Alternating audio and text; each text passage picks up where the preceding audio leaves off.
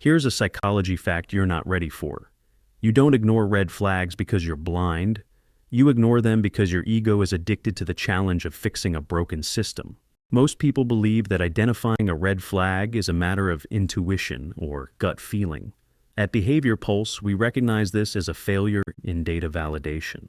When you meet a new subject, your brain does not see a human being. It sees a potential dopamine source. To protect this chemical supply, your prefrontal cortex actively suppresses the warning shots fired by your amygdala. You aren't a victim of bad luck or toxic people. You are a victim of cognitive filtering. You are deliberately deleting negative data points to sustain a fantasy that your hardware is desperate to believe. Today, we are ending the filter. We are going to categorize the primary signal deviations that indicate a catastrophic failure in the human system standing in front of you. Set up the biological blindness. Psychologists call this the halo effect.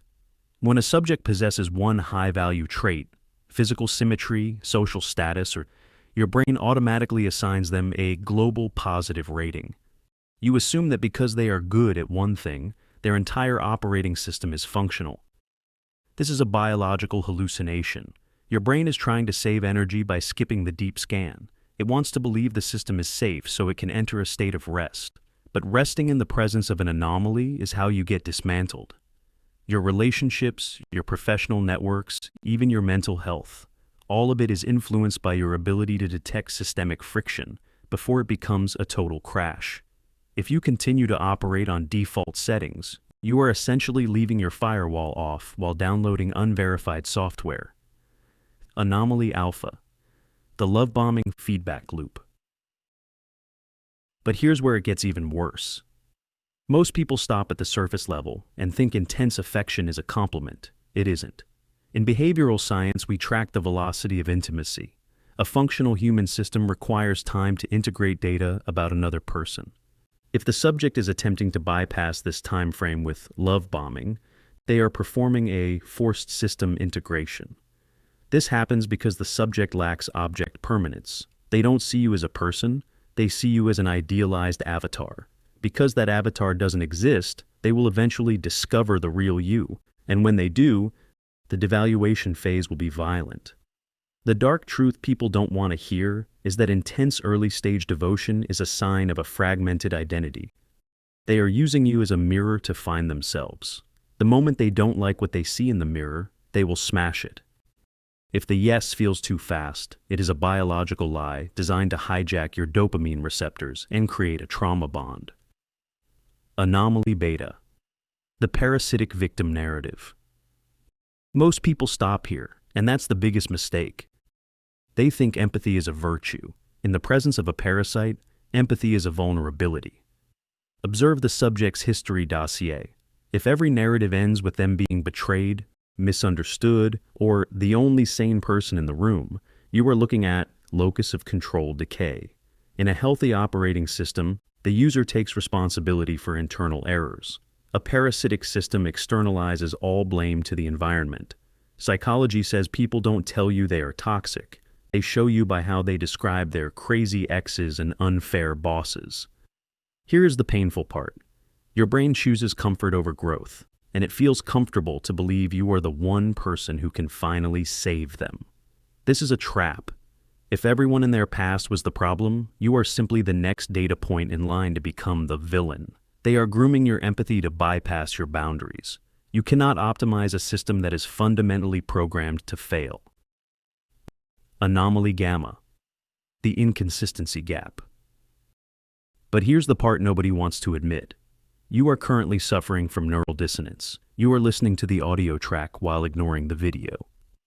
Your mind thinks the subject is honest because they said they are honest. But the reality is that words are the cheapest form of data. They require zero biological energy to produce. To find the truth, you must monitor the inconsistency gap. This is the delta between a subject's stated values and their physical movement.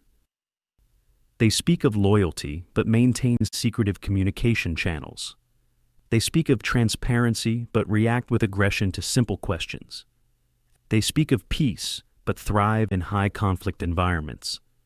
This happens because the subject is running a performative overlay. They are showing you the source code they think you want to see, while the actual executable program is running in the background. If the gap between speech and action is wider than 10%, the system is compromised. The wake-up slap. The cost of delay. If that hit you, good. It means you needed it. Here is the truth you've been avoiding. You aren't staying because you care. You're staying because you're afraid of the friction of being alone. Every day you spend trying to debug a toxic person is a day you are siphoning energy away from your own mission. You are essentially using your high-grade hardware to run low-grade, malware-infested software. Psychology says that intermittent reinforcement, the occasional good day scattered among the bad ones, is the most addictive force in the human brain. It's the same mechanism used in slot machines. You aren't in a relationship. You're at a casino, and the house always wins. The red flags aren't suggestions. They are prophecies of your future bankruptcy. The protocol. Engaging the firewall. If you want to break this cycle, start with the 90-day observation protocol. Stop reacting and start recording. To reclaim your life, you must move from participant to operator. Use these 3 mental triggers. The non-reactive, pause. When a signal deviation occurs, do not argue. Do not try to fix it. Simply note it as a data point. Arguments give the subject a chance to manipulate the narrative. Silence keeps the data clean. The friction test. Intentionally set a firm, small boundary. If the subject reacts with guilt, anger, or gaslighting, you have confirmed a system failure. A healthy system respects a boundary.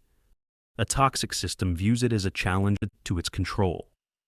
The no justification. Eject. When the evidence is sufficient, you exit. You do not provide a closing statement. You do not offer a debrief. A high-status operator knows that explaining a boundary is a sign of weakness. Your no is a complete sentence. Conclusion. Clinical sign-off. The version of you that entered this data stream was a victim of his own optimism. The version of you leaving it is an architect of his own environment. A red flag is not a signal to help. It is a signal to protect the hardware. Your time is a finite resource, and your neural energy is the currency of your success. Stop spending it on systems that are designed to crash. System log complete. You now have the schematics. Whether you choose to apply the protocol or return to your comfortable hallucinations is no longer my concern. The execution is yours.